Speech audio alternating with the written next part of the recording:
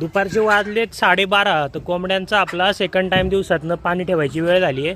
हे बघू शकता आपण सगळी भांडी 2-3 वेळेस जेव्हा पाणी ठेवतो तेव्हा स्वच्छ करून घेतो. आणि आजच्या पाण्यात आपण गरमी खूप पडलेली आहे बघू शकता तुम्ही. ऊन इतकं कडक पडलं की त्याला प्रमाण नाही आहे. अचानक गरमी पडल्यामुळे कोंबड्यांचं टेम्परेचर खूप वाढलेलं आहे. हे बघू शकता आपल्या घरी तयार झालेलं देशी गाईच्या दुधाचं ताक आहे. आपण दही हलवून घेतले आणि हे ताक आपण आता या सर्व पाण्यामध्ये मिक्स करणार आहोत. ताकामुळे त्यांची शरीर थंड राहतं, कॅल्शियम मिळतं, त्याचबरोबर त्यांचे एक प्रोडक्शनमध्ये सुद्धा वाढ होते. इम्युनिटी पॉवर वाढते ताकामुळे. उन्हाळ्याच्या दिवसात तुम्ही अशा प्रकारे घरी देशी गाईचं दूध असेल किंवा कोणतंही दूध असेल म्हशीचं तर घरच्या घरी थोडंसं 1 लिटरभर दही हलवून असं ताक बनवत जा आणि कोंबड्यांना पाजत जा. हे बघू शकता कशा प्रकारे ताकावरती तुटून पडल्या सगळ्या कोंबड्या. हे बघा पडायला लागल्या.